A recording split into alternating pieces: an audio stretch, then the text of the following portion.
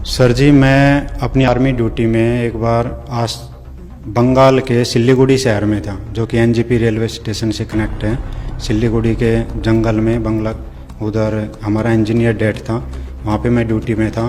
तो 54 engineer regiment के एक हवलदार जी थे हरियाणा के, उन्होंने आकर के मुझे गुरुजी का ज्ञान बताया, जबकि मैं उस समय मंदिर में शिव चालीसा और हनुमान चालीसा किया करता था सुबह शाम 1-1 घंटा।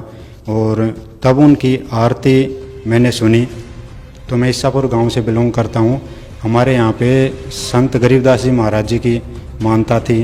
उनके पाठ प्रकाश वगैरह या फिर उनकी आरती वाणी जो चलती थी, तो उस वाणी के तहत मैंने उनकी एक संध्या आरती पकड़ी, जो कि तारेंगे तारेंगे तैंतिक सतगुरु तारेंगे, ये वर्ड थे। उसके थ्रू मैं भगत जी से जाके पूछा कि आप संत गरीबदास जी महाराज जी की वाणी कहाँ से लाए। तो उन्होंने मुझे संत रामपाल जी महाराज जी के बारे में बताया, इस ज्ञान के बारे में बताया। फिर मैंने ज्ञान सुना। ज्ञान सुनने के बाद मना कर दिया कि ऐसा तो कोई ज्ञान हो ही नहीं सकता।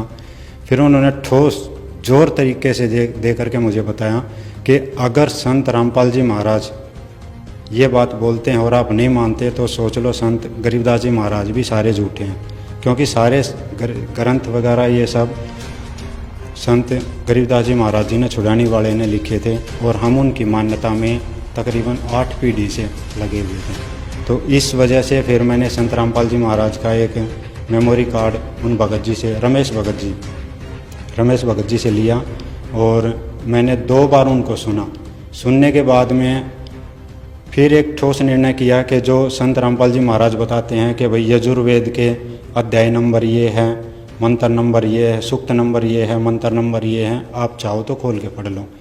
कुछ गीता जी के श्लोक थे, कुछ देवी पुराण में था।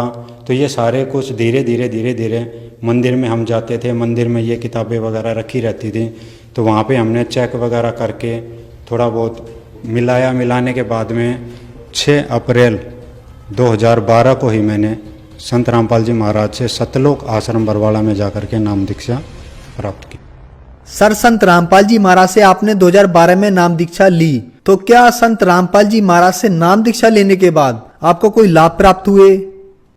जी सर जी, बहुत लाभ हुए। पहला तो ये कि मैं जून 2013 में छुट्टी आया था 40 दिन की अपना घर बनाने के लिए तो जो कि जुलाई और अगस्त के फर्स्ट वीक में ख़त्म हो गई थी।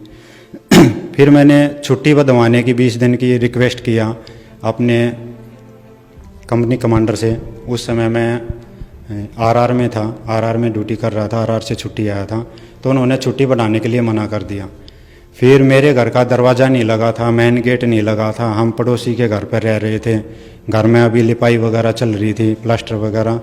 तो मैंने उनको आने से मना कर दिया कि सर, पहले मैं अपने बीवी बच्चों को यहाँ पे घर का दरवाज़ा गेट वगैरह लगा के अच्छी तरह घर में सेटल करके तब आऊँगा, नहीं तो फिर सेना में ड्यूटी पर आने का कोई फ़ायदा नहीं है अगर बीवी बच्चे पड़ोसी के घर रहेंगे तो मेरी वाइफ ने, भगतमती ने पूछा कि जो आप नहीं जाओगे तो आप पे क्या दोष लगेगा या कितनी सज़ा मिलेगी। तो उस समय मैंने नॉर्मली बताया था कि ज़्यादा नहीं है, ऐसे इतने दिन का पे फाइन वगैरह, या फिर हो सकता है 20,000 से 40,000 तक का पे फाइन वगैरह हो जाए। तो भगतमती ने क्या किया कि गुरुजी को अरदास लगा ली कि परमात्मा घर बनाया है, वैसे ही जेब खाली हो जाती है, इस समय में 40,000 रुपये और कट जाएंगे तो फिर आगे कैसे गुजारा चलेगा।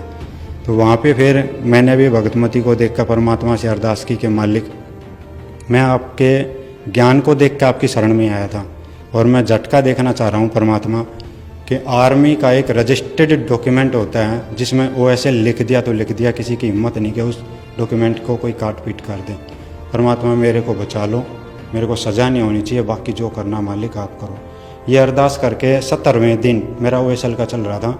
हम नॉर्मली अपनी भक्ति किया और शाम को सत्संग देखा और आराम से संध्या आरती करके हमने खाना पीना खा के सो गए। सुबह उठे तो अपना नॉर्मल रूटीन में 8 बजे मेरे पास फ़ोन आया कि भाई गजराज तू कहाँ है, जिंदा है, मर गया है, क्या स्थिति है, अभी तक तू जम्मू नहीं पहुँचा। हम जम्मू ट्रांजिट कैंप पहुँच के रिपोर्ट करते थे। तो वहाँ पे मैंने मना किया कि नहीं सर, मैं ऐसे ऐसे अपने घर पे हूँ और कुछ दिन बाद में मेरा गेट लग जाएगा, और 1-2 दिन बाद गेट लगेगा तो मैं घर से चल पड़ूँगा। बोला अच्छा तेरा गेट कब लगेगा? मैं मेरा गेट कल लग जाएगा। बोला कल? फिर तेरे को कौशल के कितने दिन हो जाएंगे? कि मेरे को 19 दिन हो जाएंगे। ठीक है, तो आप अपना गेट लगाओ और मैं शाम तक बताता हूँ आपको फ़ोन करके। तो शाम को फिर रिप्लाई आया शाम को 4 बजे कि गजराज तेरी छुट्टी बना दी गई है और जल्दी से 20 दिन की छुट्टी बनाई है, जल्दी से जल्दी जम्मू ट्रांजिट कैंप में रिपोर्ट कर देना 20 दिन की छुट्टी काट करके। तो मैं अपने 20वें दिन नॉर्मल छुट्टी काटी, मेरा काम हो गया था और परमात्मा सदगुरु रामपाल जी महाराज का नाम लिया और जय बोल के बंदी छोड़ गई और मैं वहाँ से निकल गया। जम्मू ट्रांजिट कैंप में पहुँचा, मेरे से पूछा गया लेट क्यों? मैं ऐसे ऐसे लिखवाया कि भाई मेरी छुट्टी एक्सटेंड हुई थी, मेरे पास डॉक्यूमेंट नहीं है। मैं बोल बाल के अपनी यूनिट में पहुँच गया। हमारी यूनिट कुपवाड़ा में थी। कुपवाड़ा में गए तो मेरे को एक शुभ चिंतक आया मेरी कंपनी का, उन्होंने बताया कि भाई आप जो है सीओ के सामने मत जाना, आपकी रिपोर्ट लगी हुई है यूनिट में, सीओ ने ब्रिगेड में भी रिपोर्ट दी है और आपको चार्जशीट तो होनी है। कुछ नहीं, मैं नथिंग एल्स किया उस बात को कि अपने परमात्मा का जयकारा लगाया मन में और चल पड़ा। आगे जाके जब सीओ का इंटरव्यू हुआ तो कुछ नहीं, उन्होंने पूछा हाँ बेटा क्या काम गए थे? कुछ नहीं साहब, मैं ऐसे 40 दिन छुट्टी गया था, घर बनाया, ज़रूरत पड़ी 20 दिन छुट्टी एक्सटेंड करवाया और बोला ठीक है बेटा जाओ।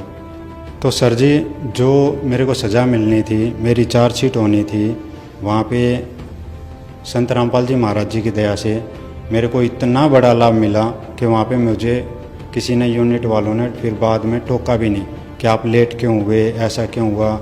मालिक ने संत रामपाल जी महाराज जी की दया से किसी ने मेरे को पूछा नहीं और बोला जा बेटा अपनी ड्यूटी कर, आराम से रह। और दूसरा लाभ ये था सर जी के मई 2013 में वहाँ पे बर्फ़ का लास्ट सीज़न चल रहा होता है उस समय में। तो बर्फ़ के लास्ट सीज़न में मैं अपनी ड्यूटी के दौरान मैं और मेरा ड्यूटी जेसीओ सूबेदार हम दोनों के दोनों ऊपर पहाड़ी पे गए हुए थे पोस्ट के ऊपर। पोस्ट के ऊपर जब गए थे तो धूप नहीं थी, उस समय बर्फ़ नरम रहती है नॉर्मल।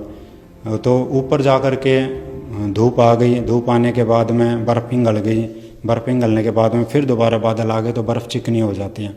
हम दोबारा जब नीचे उतरने लगे तो हमारे पास वो स्नो स्टिक्स वगैरह और उतरने का कुछ सामान होता है वो भी साथ में था। लेकिन उतरते उतरते आगे मैं था, जूनियर था, तो पीछे वो सीनियर थे, सूबेदार साहब चल रहे थे। उस दौरान मेरा पैर फिसल गया, जो कि एक स्लाइडिंग जोन से ऐसे पहाड़ी का गोल घूमते हुए धीरे धीरे नीचे उतरते हैं।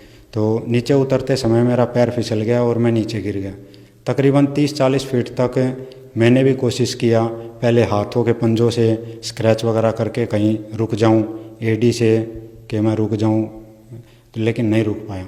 फिर लास्ट में जब मैंने देखा नीचे की तरफ के नीचे तकरीबन 500 मीटर की खाई थी और मेरा एंड हो गया। उस समय मुझे वो बात भी याद आई थी कि आज मैं 35 साल का कंप्लीट होने वाला था, 2 या 3 दिन बचे थे मेरी उम्र में, तो 35 साल का कंप्लीट होने वाला था। तो मेरे को बात भी याद आई, लेकिन याद आते ही फिर मैंने गुरुजी का नाम लिया कि बंदी छोड़ सतगुरु रामपाल जी महाराज बचाओ।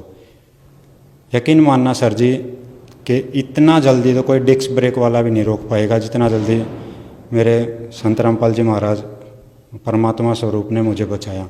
और अचानक एक जगह ऐसा जो पत्थर था, पत्थर के नज़दीक जाके बिठाया और बिठा करके पत्थर मेरा, जब मेरी एकदम आँख खुली तो पत्थर ऐसे साथ में था, पत्थर का ऊपर किनारा, और मैं पकड़े हुए बैठा था। फिर जब मैं नीचे उतर के धीरे धीरे आया तो 2 या 3 दिन तक मेरे हाथ पैर भी कांपे। और जिन रास्तों पे हम जैसे स्नो टाइगर बोलते हैं कि अपने आप को आर्मी सर्विस ड्यूटी करने वाले, हम पहाड़ों पे ऐसे घूमते हैं, बर्फ़ में ऐसे घूमते हैं, हम जहाँ पे भागते थे उन पहाड़ियों पे मेरे हाथ पैर ऐसे कांपते थे कि मैं बैठ के सीट टेक के बैठ के निकलता था उन रास्तों पे, जो कि मैं नॉर्मली 10 से 15 दिन में थोड़ा सा दिमाग ठीक हुआ या मेरे शरीर की कंपन निकली तब जाके मैं ठीक हुआ।